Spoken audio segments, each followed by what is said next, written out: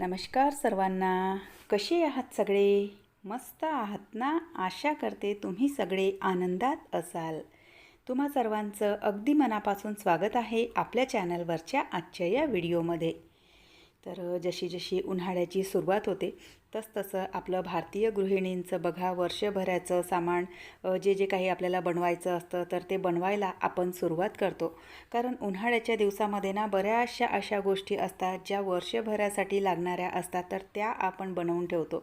त्यामध्ये आपले वड्या, पापडं, शेवया, चिप्स, आलूचे पापड असं काय काय प्रत्येकजण बघा आपापल्या परीने या ज्या सगळ्या गोष्टी आहेत तर त्या बनवत असतं.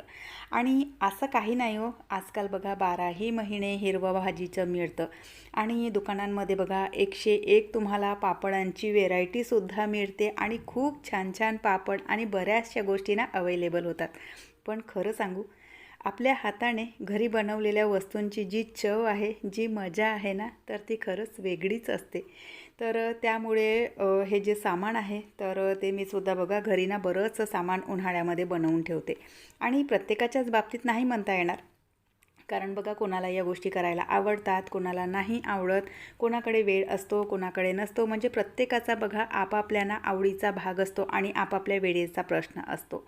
तर प्रत्येकाचंच नाही सांगणार, पण मला ना खरं म्हणजे ना अशा ज्या गोष्टी आहेत तर त्या बनवायला ना छान वाटतं. तर आज ना ज्या वड्या असतात भाजीच्या, बरेच लोक त्याला ना सांडगे असे बोलतात, पण आमच्या भागामध्ये याला ना वड्याच म्हणतात. तर त्याच वड्या आणि ज्या शेवया असतात तर त्या मला म्हणजे आज बनवायच्या आहे. आणि सध्याच्या याच्यामध्ये वातावरणामध्ये बघा म्हणजे पाऊस, कधी ढगाळ वातावरण, कधी काय असं वातावरणाचं चालू आहे. नाहीतर उन्हाळ्यामध्ये बघा इतकं कडक ऊन तापतं, पण सध्या कधी एकदम असं कडक ऊन तापतं आणि कधी पाऊस पडायला लागतो. तर म्हटलं चला, अख्खा दिवस काही पाऊस पडत नाही, थोडंफार जे आहे उजाडलेलं असतंच आणि थोडंफार ऊन निघतेच आणि रोजच्या रोज काही पाऊसही येत नाही. तर आज वातावरण ना थोडंसं मोकळं दिसलं, तर मी इथे ज्या वड्या आहेत तर त्यांची डाळ वगैरे ना भिजत घातलेली होती.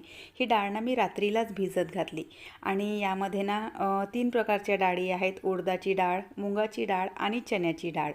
तर अर्धा किलो उडदाची डाळ आहे, अर्धा किलो चण्याची डाळ आहे आणि 1 किलो मूग डाळ आहे.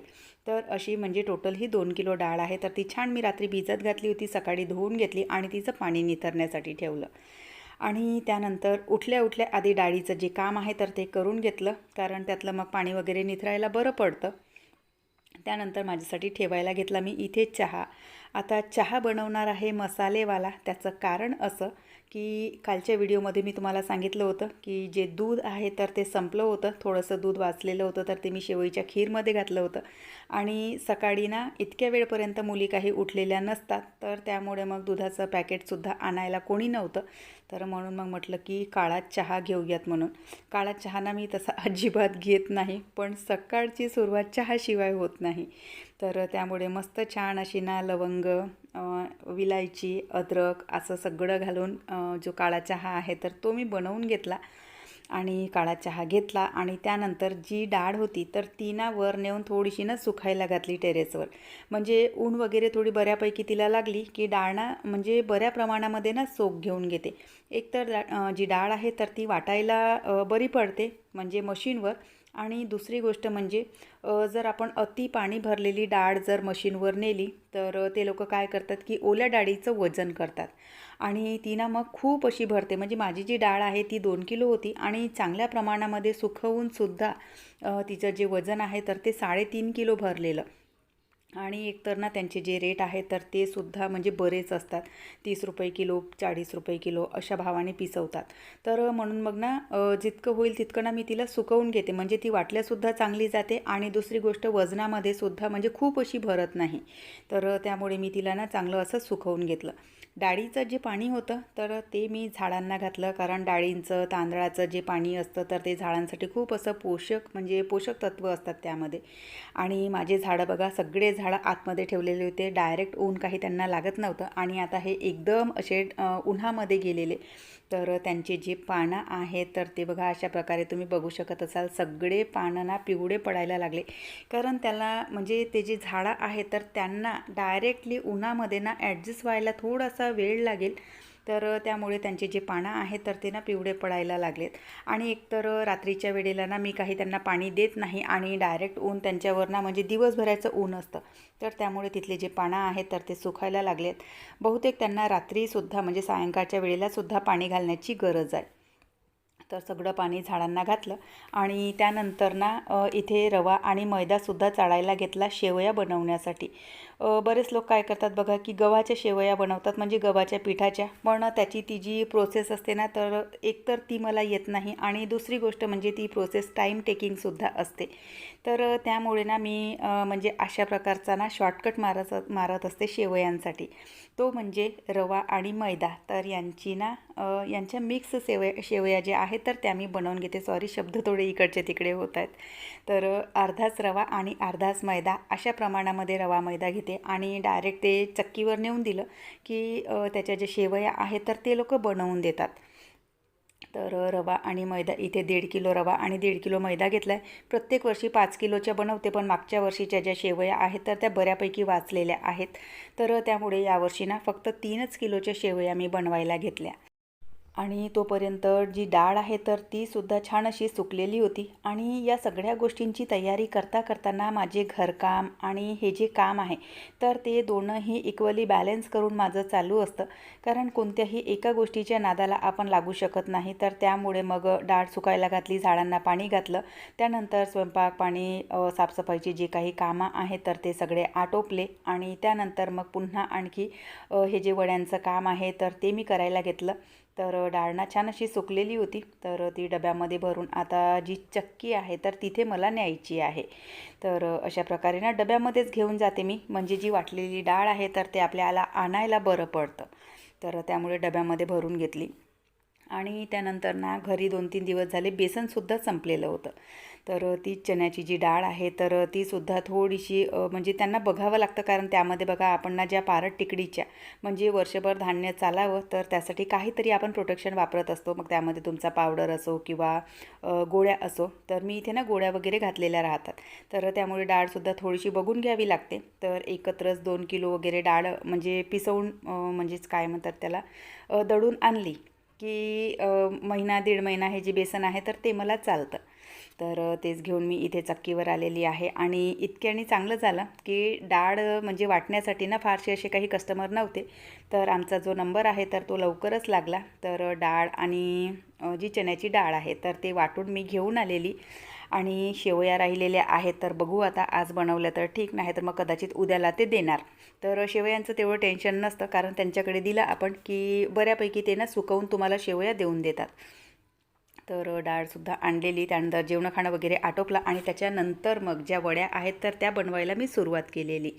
तर जे डाळीचं मिश्रण होतं त्यामध्ये ना जिरं मेथीची पावडर, कसुरी मेथी आणि आलं लसणाची पेस्ट, तर या गोष्टी मी घालते. आणि त्यानंतर छान असं सगळं मिक्स करून घेतलं. आणि जे परडे असतात समोर बघा, हे ना कमच्यांचे तुम्हाला दिसत असेल, तर यांना आमच्या इकडे ना परडे असे बोलतात. आता प्रत्येक भागामध्ये बघा वेगवेगळ्या नावाने ना या गोष्टी ज्या आहेत तर त्या संबोधल्या जातात. आमच्या इकडे ना परडे म्हणतात. तर त्याला ना छान असं तेल लावून घेतलं आणि त्यावर अशा प्रकारे छोट्या छोट्या ज्या वड्या आहेत तर त्या बनवून घेतल्या. वड्या बनवण्यासाठी किट्टूबाईने सुद्धा थोडीशी मदत केली.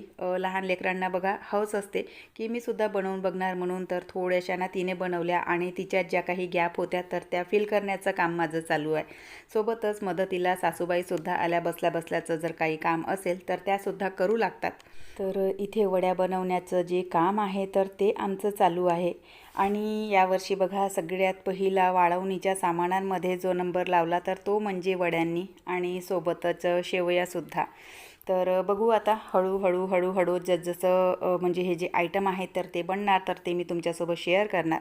छान मस्त असे 2 परडे भरलेले, म्हणजे 2 किलोमध्ये 2 परडे आरामात भरतात. आणि थोडंसं मिश्रण वाचलेलं आहे तर त्याचीसुद्धा एक रेसिपी मी बनवणार आहे, तीसुद्धा समोर तुमच्यासोबत शेअर करेन. त्यानंतर ना पुन्हा एक रेसिपी मला बनवायची होती, तर त्याच्यासाठी मी इथे आलू बॉईल करून घेतले, म्हणजे बॉईल करण्यासाठी ठेवलेले आहेत. काय रेसिपी बनवणार आहे तर ते उद्याच्या व्हिडिओमध्ये तुम्हाला कळेल, कारण आज व्हिडिओ खूप लांब होणार, तर त्यामुळे म्हणजे उद्याच्या व्हिडिओमध्ये तुम्हाला सांगणार. आणि त्यानंतर जे थोडंसं मिश्रण वाचलेलं होतं तर त्याचीच बघा इथे भाजी मला बनवायची होती, म्हणजे वड्याचं पाणी म्हणतात याला. स्पेशली म्हणजे असं मला ना तेवढं चांगलं बनवता येत नाही, पण आवडते खूप, त्यामुळे मग ना ही जी रेसिपी आहे तर ती मी बनवते. मला म्हणजे पाहिजे तेवढी ना ही रेसिपी काही बनवता येत नाही. तर इथे थोडेसे कांदे घातले, तिखट, मीठ, हळद, मसाला घातला आणि छान ते मिश्रण फेटून घेतलं. आणि त्यानंतर अशा प्रकारे ना छोटे छोटे जे वडे आहेत तर ते तेलामध्ये टाकलेले. आणि हे जे वडे आहेत तर एकदम असे ना लाल होऊ देत नाहीत, म्हणजे असे अगदी लाईट रंगावरच हे जे वडे आहेत तर ते आपल्याला तळायचे असतात. स्पेशली म्हणजे बघा घरी जेव्हा भाजीचं वगैरे नसते ना तर अशा वेळेला आपण ही जी रेसिपी आहे तर ती ट्राय करू शकतो. तर वडे छान असे तळून घेतले. त्यानंतर तापलेल्या तेलामध्ये राई जिरं घातलं, कांदा घातला, आलं लसूण घातलं आणि त्यानंतर थोडीशी ना कांद्याची पेस्ट मी बनवलेली होती तर ती कांद्याची पेस्ट घातली. कांद्याच्या पेस्टने थोडंसं तेल सोडला की त्यानंतर त्यामध्ये जे काही बेसिक पुन्हा मसाले असतात, म्हणजे आपले तिखट, मीठ, हळद, धनेपूड आणि काळा मसाला, तर या सगळ्या गोष्टी घातल्या. पुन्हा छान असं परतून घेतलं आणि टमाटर घातले. टमाटरांना एका वाफेवर शिजवून घेतलं आणि त्यानंतर गरम पाणी घातलेलं. पाण्याला छान उकळ आली की त्यानंतर त्यामध्ये हे जे तळलेले वडे आहेत तर ते घालायचे. तर भाजीचा जो रस्सा आहे तो थोडासा घट्ट झाला, त्यामुळे तरी काही आलेली नाही. मी आधीच सांगितलं तुम्हाला, मला ही रेसिपी काही व्यवस्थित बनवता येत नाही, पण आवडते म्हणून ही रेसिपी मी बनवते.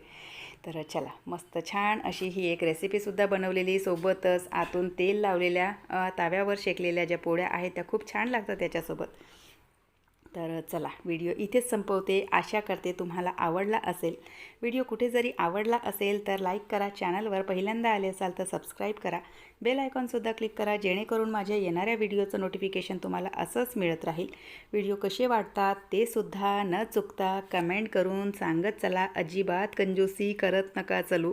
तर चला, आपण भेटूयात नंतरच्या व्हिडिओसोबत. बाय. हर हर महादेव.